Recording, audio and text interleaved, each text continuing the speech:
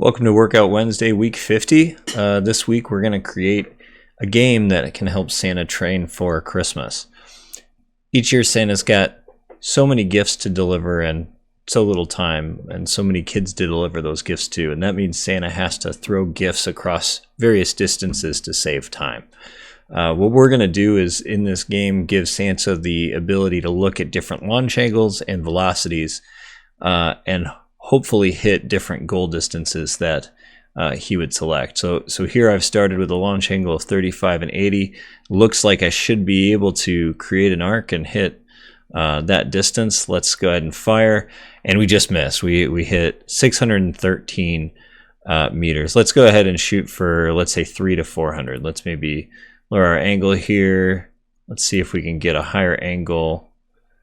That looks pretty good. Maybe we got to go higher. Let's try this. Oh, we just made it in there. So this is a nice game for Santa to figure out how to most optimally deliver his presents. All kidding aside, this is a really good challenge to understand how we can create something fun in Power BI. And usually when you create a game or something fun in Power BI, it really lets you test some of the limits of the tool, and it makes you think about ways to accomplish certain things that you otherwise wouldn't try to accomplish in a tool like Power BI. And really, with that, hopefully you brush the edges of what's possible, and that'll help you in your everyday work when working with the platform. So hope you guys enjoy this one, and looking forward to seeing the results.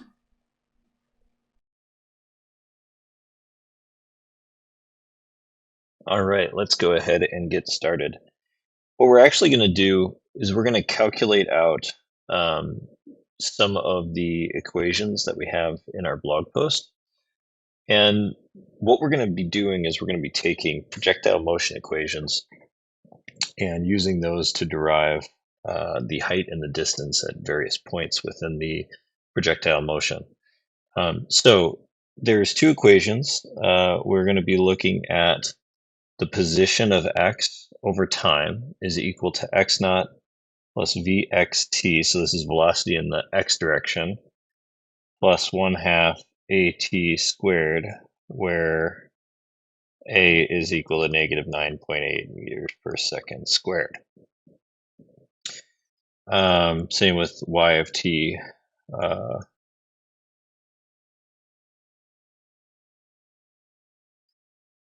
And this is only in the y direction, okay? So what that means is there's actually no gravity or acceleration in the x direction. So just to kind of reiterate what we're looking at here, we have x naught plus vx of t, which is the velocity in the x direction, times time, plus 1/2 of the acceleration in the x direction times time squared. Because there is no acceleration, we can cross this out, and we're going to be starting at 0 for x. So we can say x of t equals vx times t. Now, I don't know why in the y direction I put x here. This is y naught plus y, vy of t plus 1/2 at squared. And y naught is 0 as well for y. So y of t equals vy of t. We can say here plus 1/2 at squared, where a is equal to negative 9.8 meters per second squared. And then let's just first calculate vx and vy. So let's look at, say, the initial angle here. And so this is our velocity. What this point, or what this is right here, is vy. What this here is vx.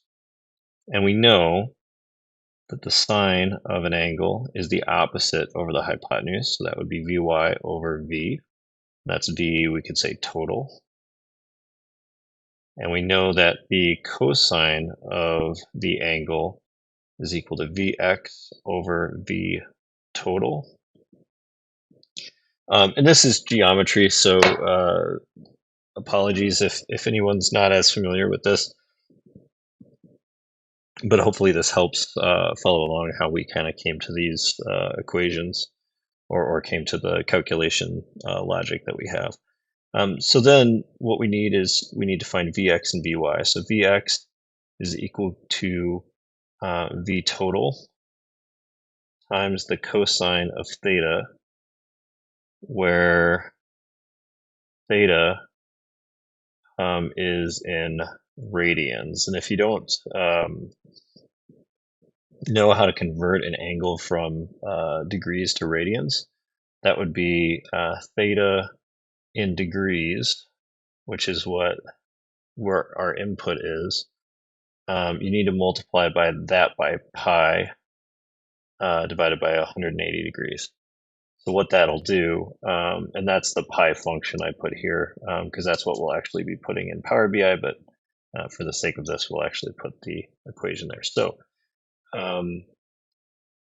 what we'll do here is just then say V total of cosine times theta pi over 180. And then Vy is equal to the exact same thing except the sign.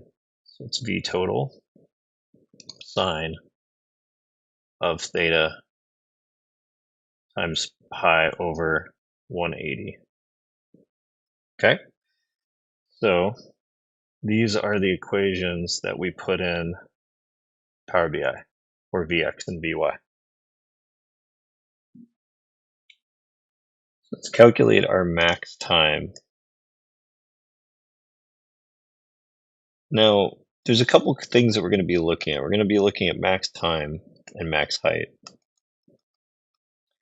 So just a couple things to consider. At this point, which is T max, the position of Y here you can see is 0. So at T max, Y of T equals 0. Also at the very top of our path, which is going to be our max height, there's no velocity up or down. So Vy equals 0.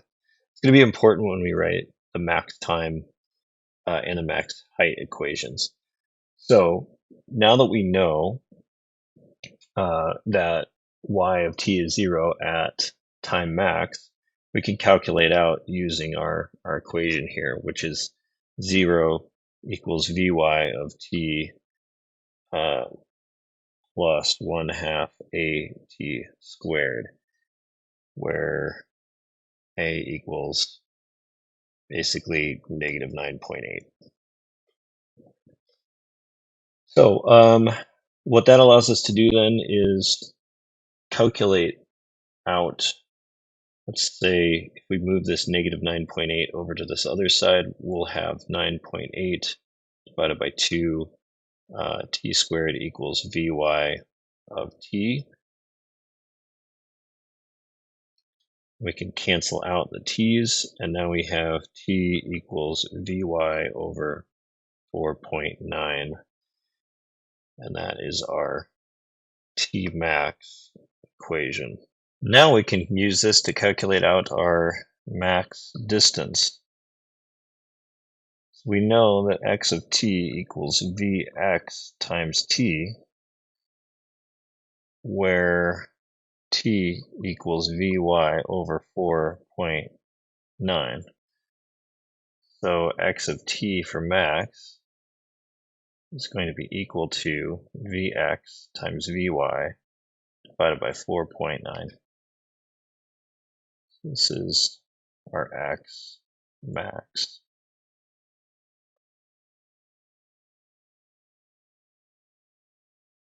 So this should be everything that you need for the challenge. We have the position over time in the x direction, the position over time in the y direction. We know how to translate the velocity in the x direction for these variables here, vx and vy. We've got that here and here.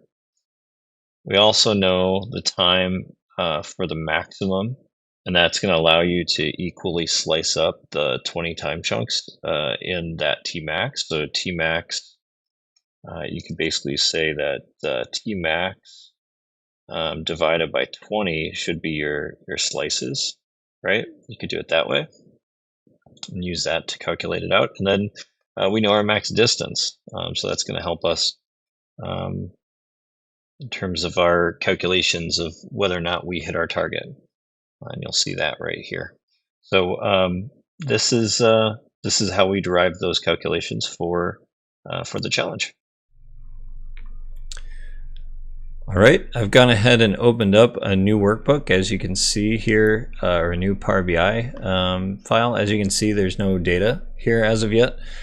So as stated in our blog post, let's go ahead and create the parameters to get us started here.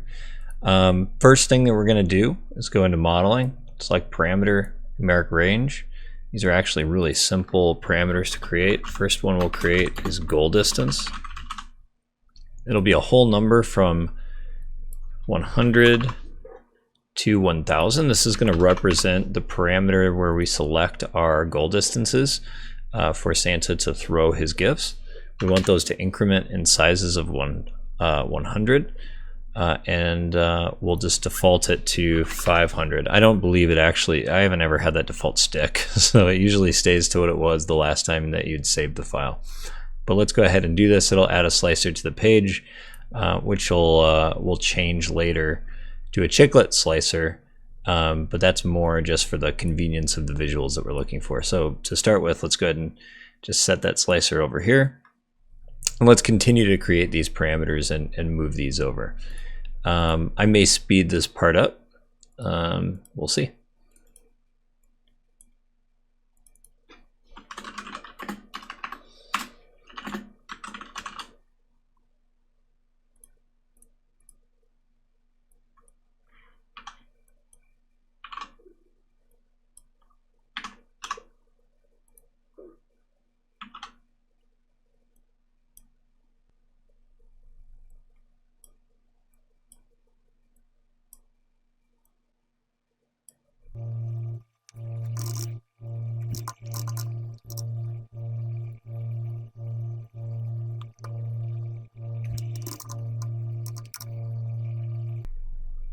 All right, and we've finished creating our parameters. Now we can actually move on to starting to create some calculations that we'll use for the rest of the challenge. The next step in our process is actually to create a table of points from 0 to 20. These will act as incremental points along the path of the gift as it travels through the air. So there will be different distance and heights, as you go through that path in the air. So this particular step is just the vital equations. The next step will be how we use our own kind of different equations and different things that we would create more for the look and the feel of the dashboard. This part is going to be really the mathematics that I can hopefully give you behind that, and then obviously the gift calculation is the present icon, so that'll allow you to show the present if you're only showing the label on a chart, for example. So let's go ahead and move to this step now. First thing we're going to do is we're going to create a new table. We're going to call this table points, and this is going to be just a generate series. We'll do that from 0 to 20 with an increment value of 1. And just to kind of see what that looks like at this point, we've just created, and this first thing I'm going to do is not summarize these points. And once that is done, these values on a table will all show up here. And then what we're ultimately going to be doing is building the following calculations off of this table. And it's always good, in my opinion, to visualize a table as you create calculations like this so that you can easily see how they're showing up in your created table. So let's go ahead and create a new measure here. the new measure that we want to create is actually going to be, we're going to start with the velocity in the x direction. If you remember off the derivation in a previous step, the Vx is actually the velocity value times the cosine of the angle value. So that's going to be our launch angle times pi over 180. This is maybe something that wasn't as clear in the calculations. It's obviously there, but one of the things that's important is that cosine it needs to be converted to radians, and so that conversion is degrees times pi over 180. So if I didn't explain that as well in the original video, that's what that is. Well, let's go ahead and hit enter. And you can see the velocity in the x direction given that our parameter here on the right is 50. So you can see that in the x direction it's 48 meters per second is our velocity in the x direction. And the velocity in the y direction with a launch angle of 15 degrees would be just the sine of the same equation. So let's go ahead and create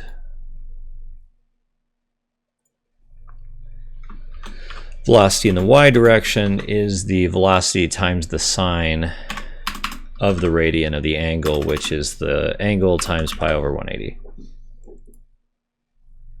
So let's go see what those look like, 12.94. Next, let's go ahead and calculate max distance and max time. So from before in the video, you'll remember that our max time equation, so here we can just say max time is equal to 2 times the velocity in the y direction divided by 9.8. We've already calculated that velocity in the y direction. So let's go ahead and hit enter and then have a look at our max time. Whoops, I need to put that here. So that's 2.64 seconds. And the max distance is going to be the velocity in the x direction times 2 times Vy divided by 9.8.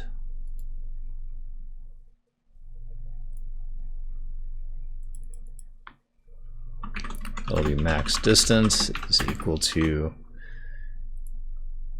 that equation.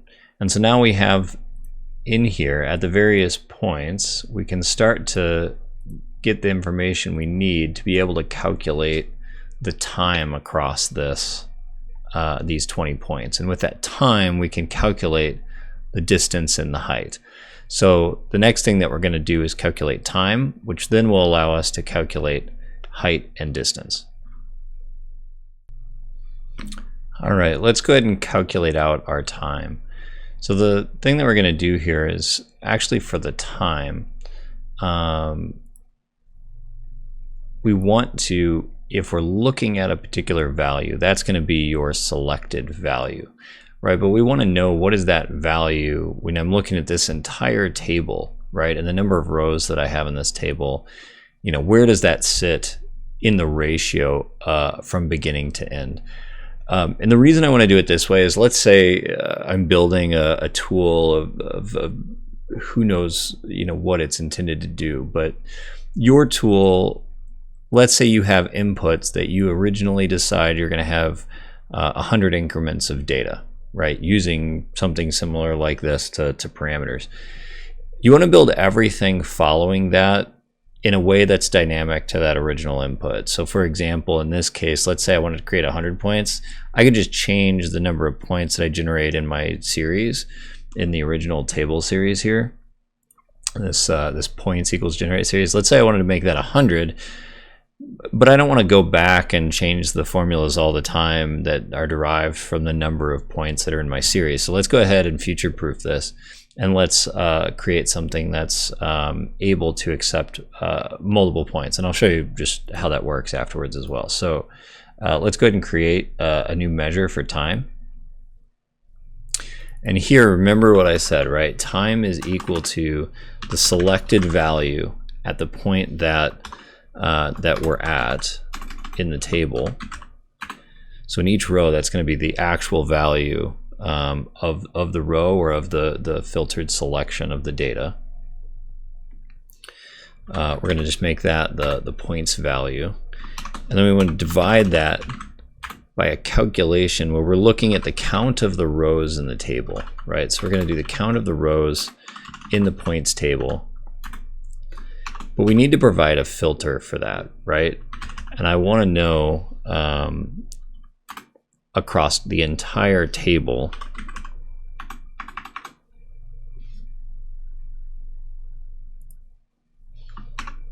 what that looks like, right? And that's going to give me the ratio. But I need to multiply by the max time to give me the time for that particular point.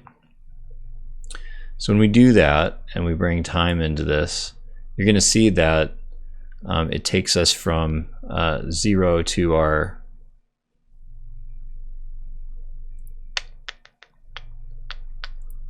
need to subtract 1 here.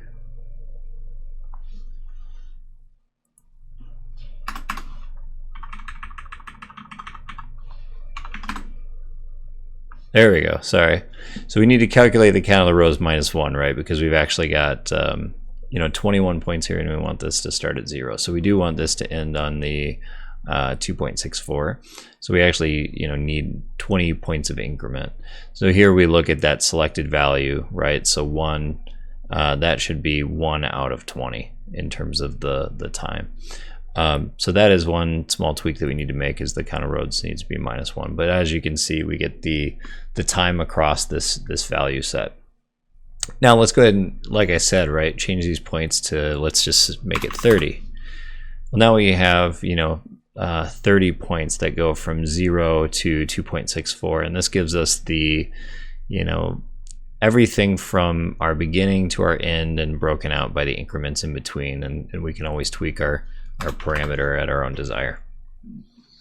Next, we're going to go ahead and calculate the distance and the height across this using time.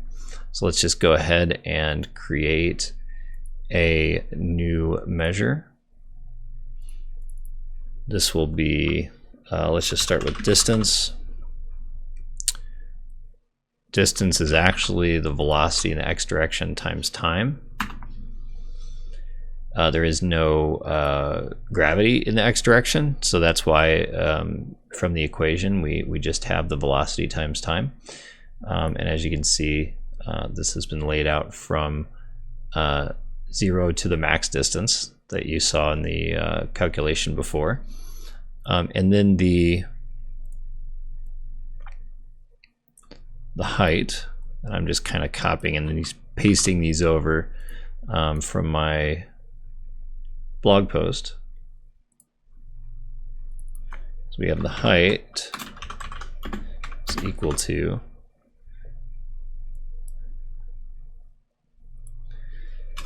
the velocity in the y direction times time minus 1/2 at squared, and a is your 9.8 meters per second squared. Sorry, gravitational velocity times time squared. So this should give us our height across all these points. And so now with distance and height, you could very easily plot on a scatter plot these points, right? So let's go ahead and just really quickly jump over to a new tab here. Let's create just a scatter plot. The values are actually going to be the points here, and then the x-axis would be distance and the y would be height. And here you can see we're creating a parabolic curve, which is the projectile motion curve that we're looking for. Obviously, when you're looking at a lot of different launch angles, you're going to want to have the x and y axis be static, but this is the starting point of building our visualization. So how do we go from something that looks like this to something that looks a little bit more like what we would expect in our original expected visual, where we have presence instead of dots going across this projectile curve? I think the easiest way, I always go to Charticulator first to build custom visuals. So what I'm going to do is actually suggest that we use Charticulator. I am curious if you guys find additional ways to create this. So by all means, if you want to try some different things, specifically we have a component of our community that loves to use Deneb. I would love to see your guys' solutions. They probably look a lot better than mine. However, in Charticulator is a funny tool, right? And it sometimes is really easy to work with. Sometimes is maybe not the easiest to work with, but you know, for the sake of this visual, I think it's more simple than it isn't, right? So let's go ahead and click Charticulator. Here we're going to go ahead and start adding in the different data that we want. One thing as well that I forgot to add here is we do want to create a measure for the gift. This is the unicharacter or the universal character for present. It's the emoticon for a present. We'll use that instead of, you know, a custom visual of any kind or a you know, PNG or GIF.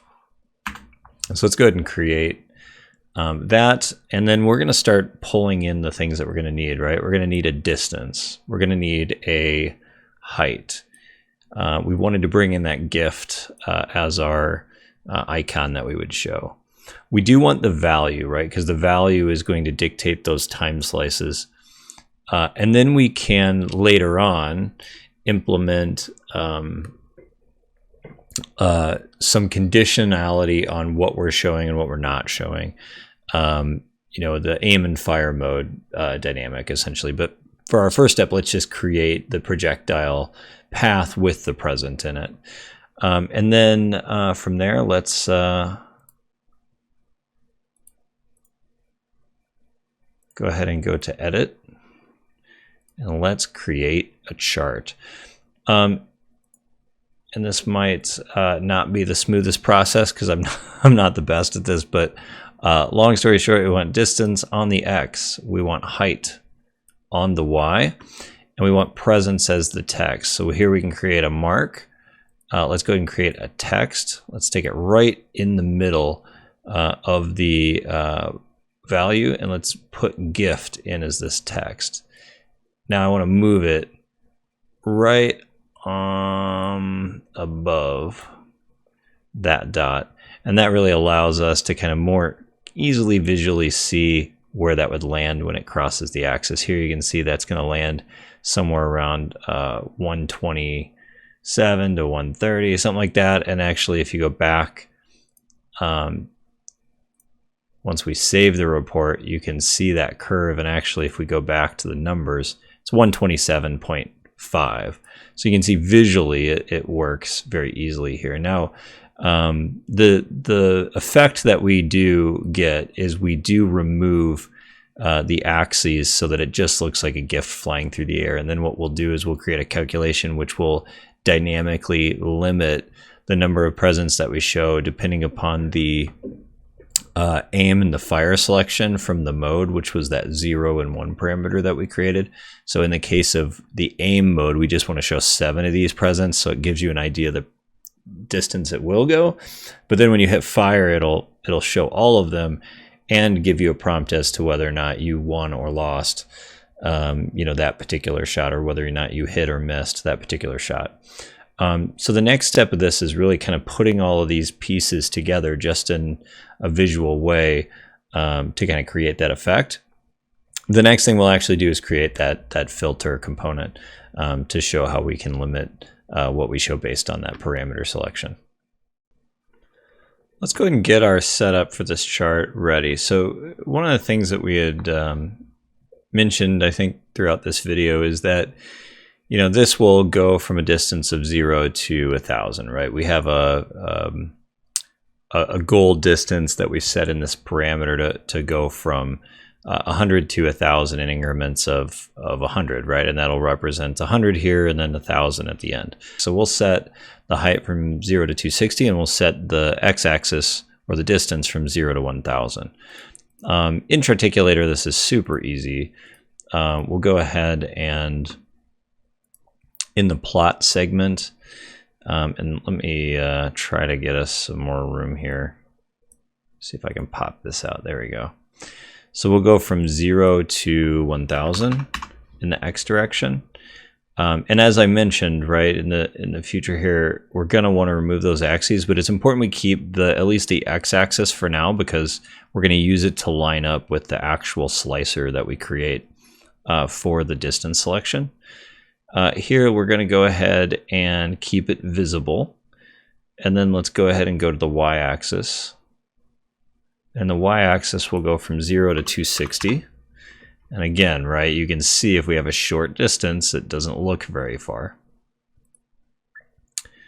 Here you can see we have the visibility turned on. Let's go ahead and turn that off. Let's save. And go back to the report. And here, I'm going to do a couple things here. I'm going to add just a slicer for the time being for the launch angle.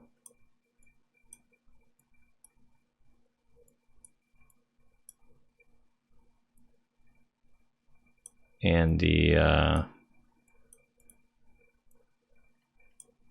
velocity. And that's really just so that we can start to, whoops.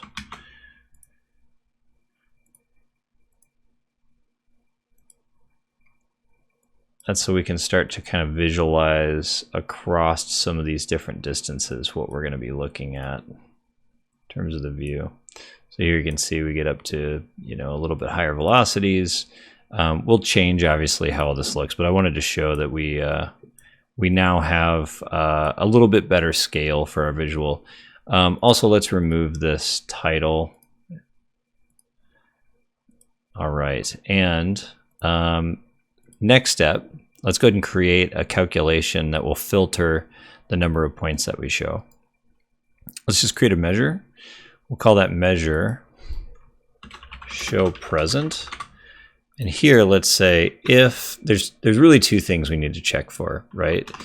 We need to know if the mode that we selected is 0 or 1, right?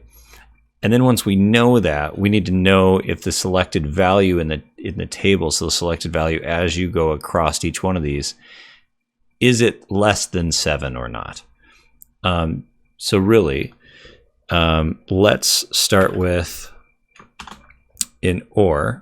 And the first thing that we want to know is, hey, is that value for the mode, is that mode value equal to 1?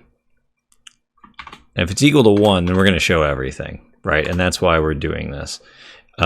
Otherwise, we only want to show where the selected value is less than 7.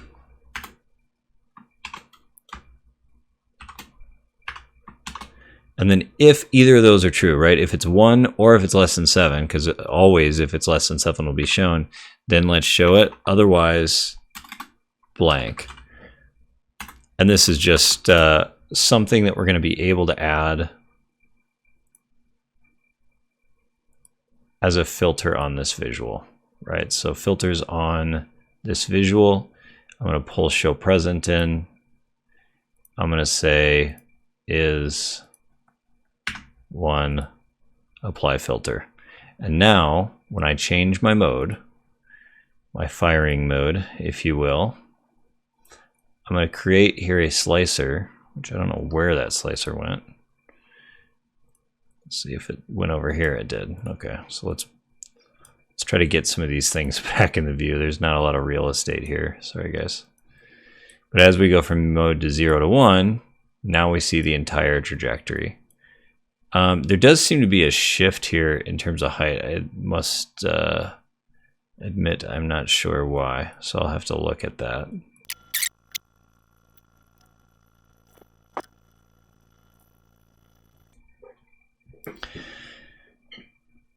Just to show you that we never seem to ever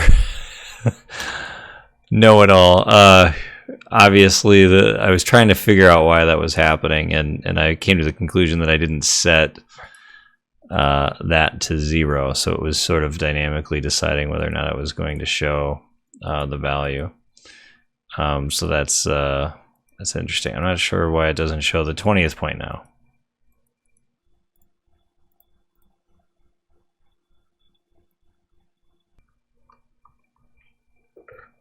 Okay, I think I figured this one out as well. I think it just needed a little space from the y-axis. I'm not sure why that value wasn't showing up. Once you save it, let's see if changing. Yeah, now it's fine. Now it's showing all of the values. So some of this stuff can be at times a little bit touchy.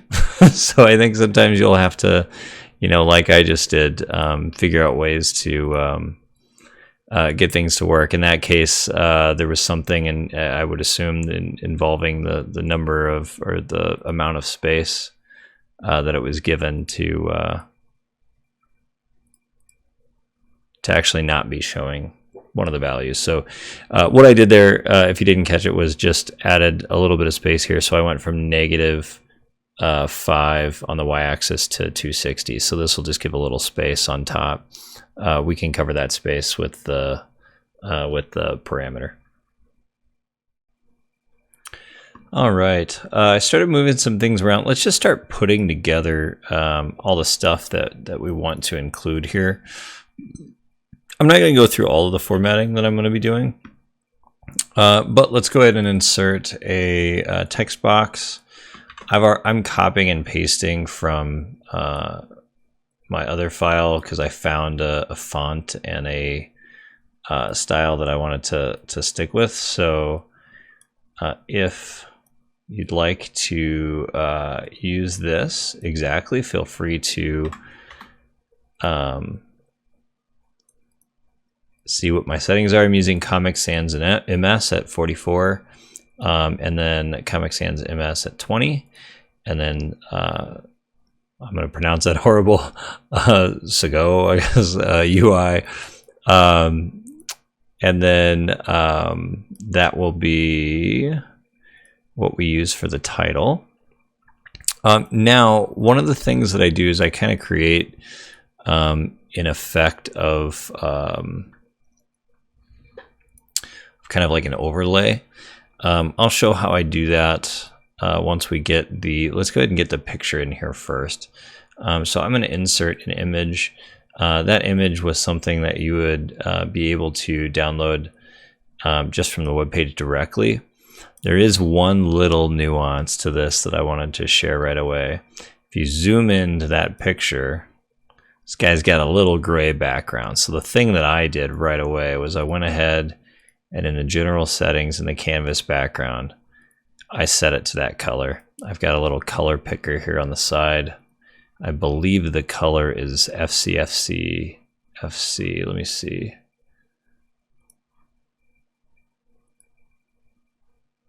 I think it depends on where you click, to be honest. So let's see if we get the gray that we want here. It does not appear that was, though. Transparency is 100%. So now you can see that color actually blends in really, really well with the Santa image, but everything usually has a background. So let's kind of see what we need to remove backgrounds from. So the text box, let's go ahead and remove the background effect. The chart, let's go ahead and remove the background effect. And then what we'll end up doing is we'll put Santa kind of down here by where we're throwing the gifts.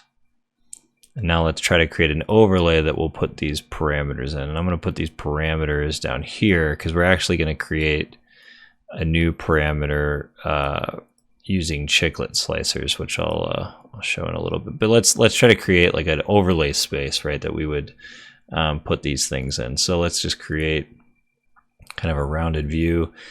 This isn't going to be the exact thing that you see in the final challenge. I'm just trying to quickly show you how I do this. So here, let's do rounded corners at, I don't know, 15% maybe. see what that looks like. Maybe a little bit too much. Maybe I would do like 10. Yeah, so that kind of looks like a nice, maybe even tighter. I do kind of like 7. I'd kind of want to add a border to this, a border that, you know, has kind of got a little bit of gray. I'd want that border to have some width here, because ultimately what I'm doing to create some distance from the background is just add a little bit of a shadow. And that shadow, I don't think I did anything other than just the default that we have here. I think I did add a little bit of blur. That's too much blur. Yeah, so maybe we keep it there. Position bottom right is fine. And then the color fill, I want it to be white.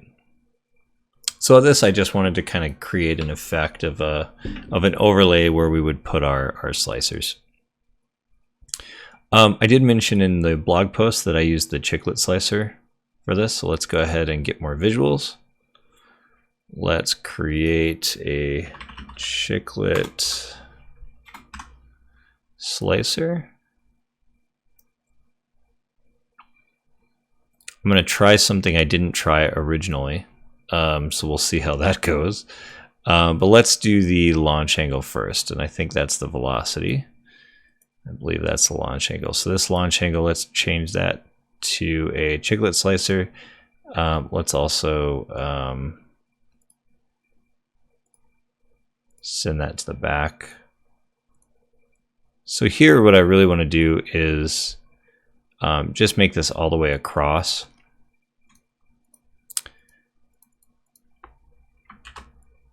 And so let's create no outline. I want, I'm going to be forcing a selection on a single select. I'm going to be looking for all 5 rows. And then the header, I actually haven't tried this. This is what I want to try. I want to try, let's try stealing the color using the color picker.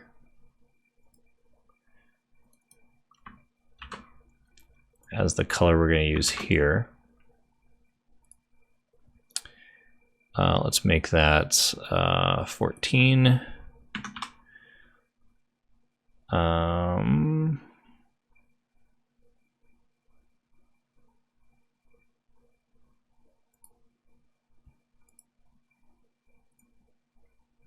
Yeah, I don't like that near as much, so we're not going to do that, I don't think.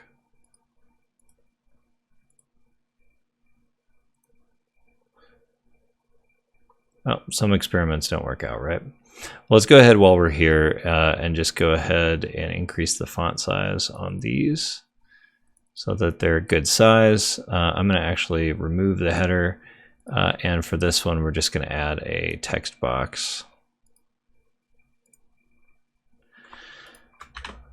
which has the select a launch angle at the Comic Sans MS 14 size. Not sure how I feel about bold. We'll leave it as is for now. A lot of the playing with these things is going to be the spacing. I'm not going to do all that in this video. I think there's plenty of experimentation that can be done in terms of spacing these out and understanding how they overlap and removing backgrounds like this. And so I'll do some of that just real time as we play with it, but I'll let you guys experiment with it as well. So let's go ahead and just, I'm just gonna add another text box. Select a velocity. We're gonna put that in the center. We're gonna remove the background. We're gonna put that here. To keep the formatting the same, one of the things I might try here is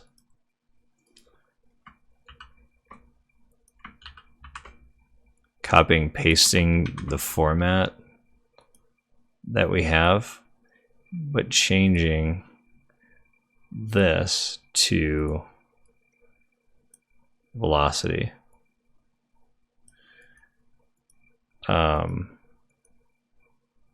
and then removing this, and then saying that we want this to be really 2 rows of 4 columns, I think, right? Because we have 30 to 100. Oh, those should be in increments of 10. 30 foot. Oh, they're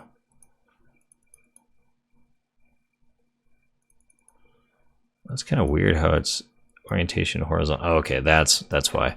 So I was trying to get them to go 30, 40, 50 this way instead of 30, 40, 50, 60, up, down, left, right.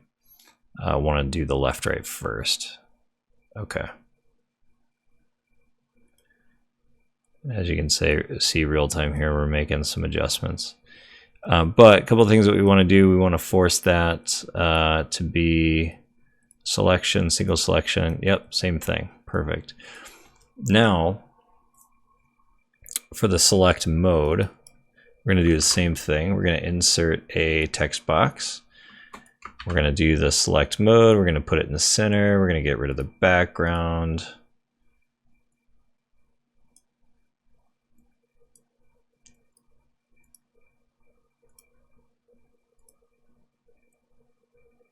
You guys have to suffer through my,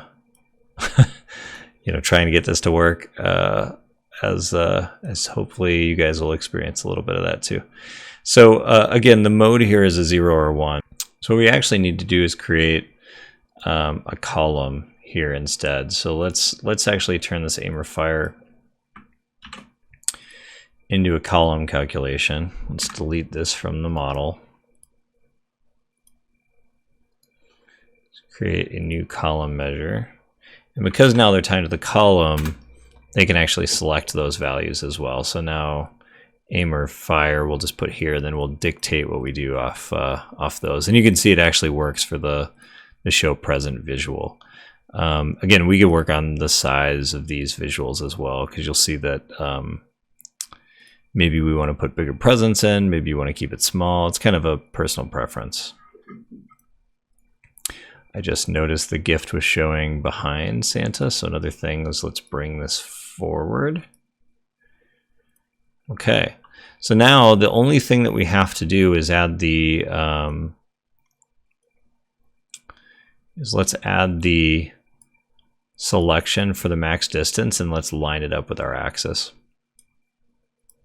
And then let's go ahead and put Santa down here.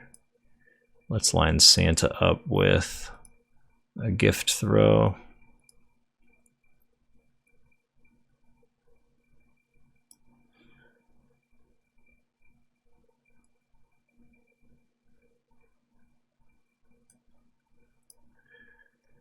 And this requires a lot of playing around. I've played around with this in a bunch of different ways to get the right view, and it's sometimes difficult to make things look exactly the way that you want them, right? So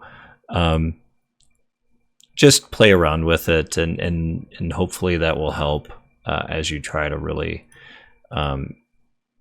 get the desired effect. One of the things that I think really helps is playing individually with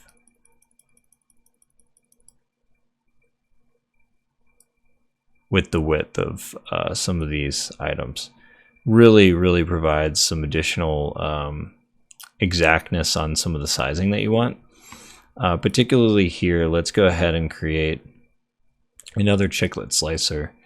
This one we want to be the max distance selection.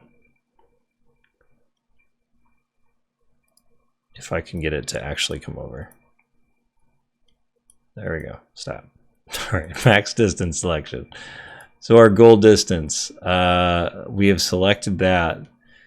I don't know why it is never letting me bring this over.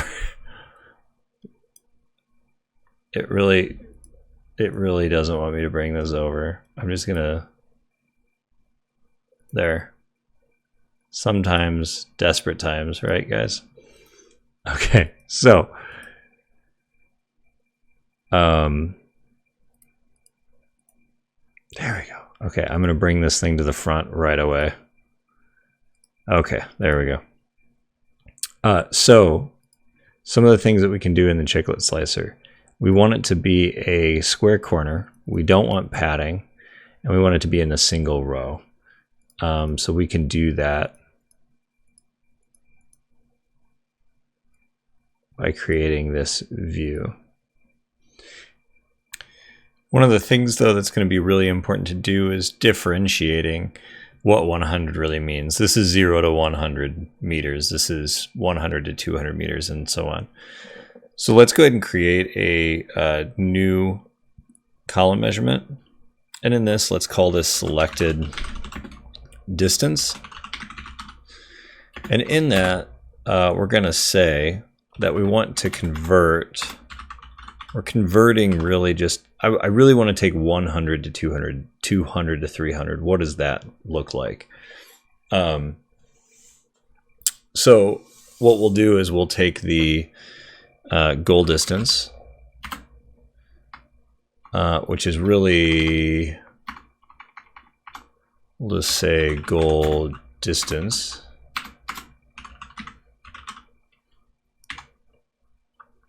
Minus 100 of a string data type.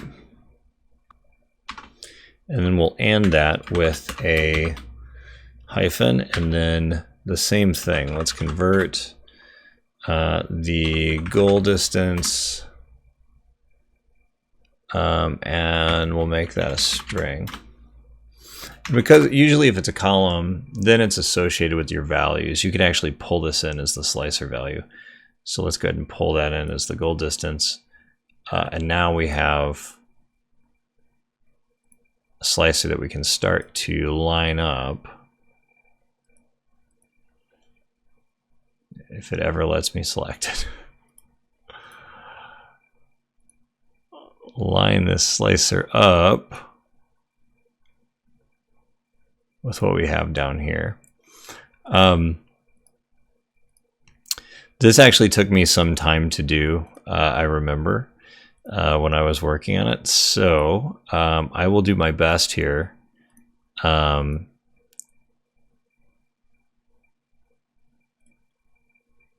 To kind of show the things that I did that worked.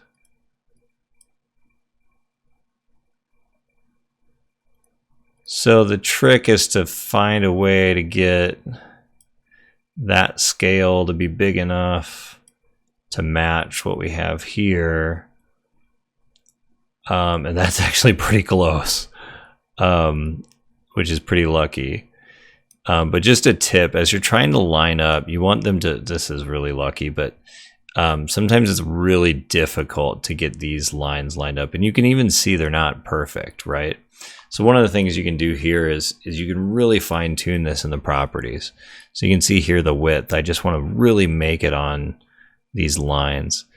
And then I want to have that starting position move over a little bit, right? So here it's a little bit closer. I go back. Okay, my width could be a little bit lower. And here you can see we get pretty close to actually having these things line up. Do not try to move it manually anymore, because if you do, it'll align in a weird way. So the important thing that you want to do, we're going to want to remove this axis. But first we want to move up the slicer so that it feels in a natural position to where the present's going to land. So this is where you just play with the vertical number here until you get it to line up right up to where you want it to line up. And here we're going to remove the background. And as I said, we'll go right into Articulator. We will pull out the chart attributes here. That is not what I needed. We'll go to the plot segment attributes, rather. And we're going to take off visibility on that x-axis. We're going to save. We're going to go back. And now we actually are able to, once we bring that slicer to the front,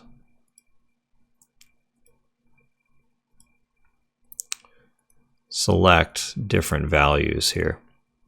Now, what I'm not going to necessarily go through is all the exact formatting, but we do want to add a couple things here at the bottom of the chart.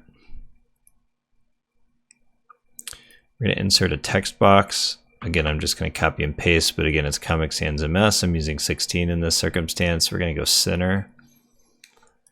I'm going to take off the background and I'm going to put this down here. And then there's a couple different ways to show this.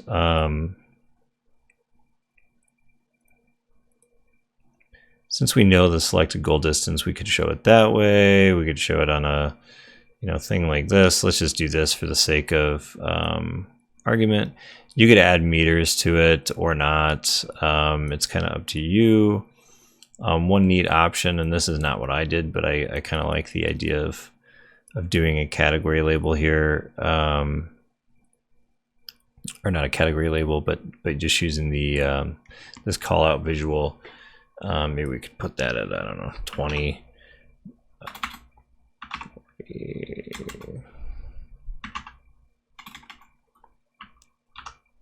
Yeah, something like this.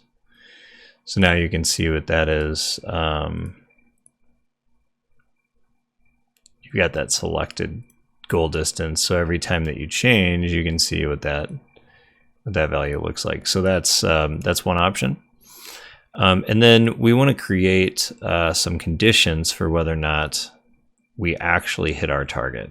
So that's the last and final thing we'll do here is we'll compare the selected goal distance to the actual distance that we see coming out of the projectile. Next thing that we need to do is calculate out whether or not we actually hit our goal distance. Here you can see that we actually missed, but we'll need to calculate that. So let's go ahead and create a new measure. We're going to call this made or missed. And let's just say if, and we're going to use an or because we're going to test for two conditions. So if our maximum distance, the distance that actually went, needs to be greater than the goal distance minus 100. Right, if that, and actually, sorry, let's use and here. So if it's greater than the goal distance value minus 100, and it's also this max distance is less than or equal to the goal distance, then 1 else 0. Let's close that and here. So basically if we hit it, it's 1 else 0. So let's have this right here. Okay, so missed. Here you can see it's made. If we move this around, you can see where we've made it and when we've missed it. So that's actually working. Now, what we'd like to do is to create some text around this. So let's just create a new measure. We'll call this made or missed text. And we'll say if the mode is 1, so that'll be our logical test, right? If the mode value is 1, which is the fire mode, then let's say, hey, if the made or missed value is equal to 1, then we're gonna say nice throw. Otherwise, that means we missed. We'll say good try. And then we're gonna close this off. And then the condition for this mode value, right? If the mode value is 0, we don't want to show any text at all. So now let's go ahead and hit enter. Here you can see we actually have some text. It says nice throw. If you click on the card here, you could create a little bit of a bigger call out. Let's take off the label. We can make the color based on a condition as well. Here we could just say the value made or missed. Actually, yeah, let's do this. If it is equal to 1, then let's just set it to a green color. I don't remember what green colors I used, but we'll just, for the sake of doing this quickly, we'll do it this way. And if it's equal to 0, then let's just make it, we'll make it this color red for now. Now you can see it's green, and when I miss it, it says good try, and it's red. Again, I use different colors for that, and you're welcome to play around with your own selection of colors. Let's get rid of the background here. Okay, now we're going to add some text underneath as well.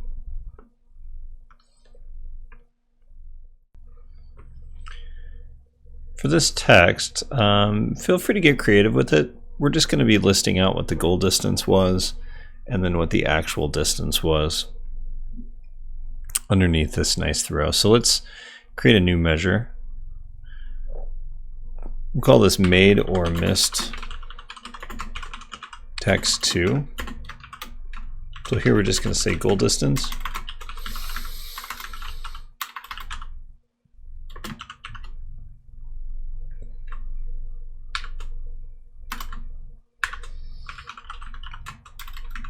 Universal character 10 is a enter or a return character, and then I'm going to put actual distance.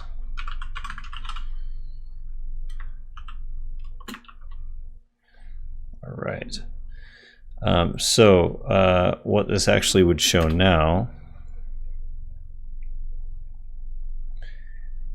is this made or missed text.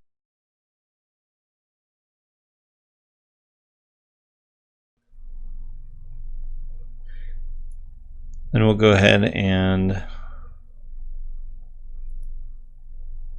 fix that grid.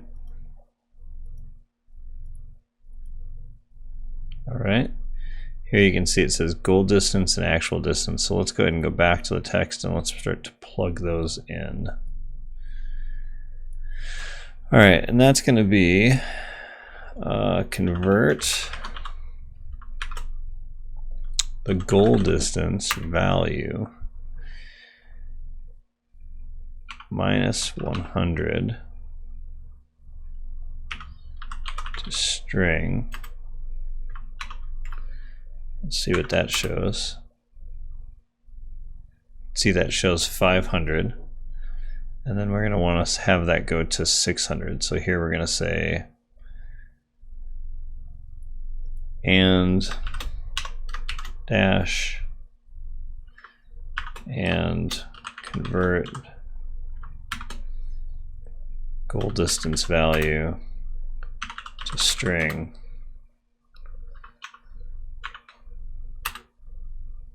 You can see 5 to 600, and then let's go ahead and add meters.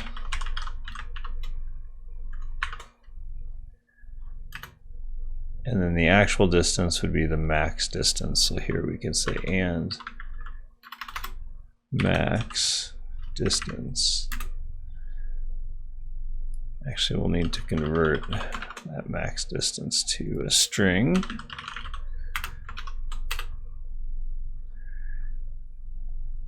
And let's convert the round of that to 1 digit. And then we'll add meters here as well.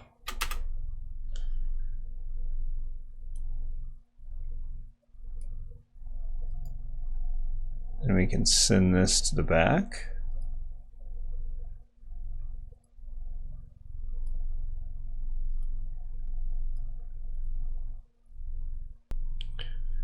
Under the cell elements here, we want to have the mode value, what we have selected, dictate whether or not we show our text. So we make the text that FC background when our mode value is set to 0. Otherwise, we have it set to black. And that'll wrap up this week's Workout Wednesday. Thanks to everybody who's followed along, and hopefully you guys learned a little bit along the way. Thanks again.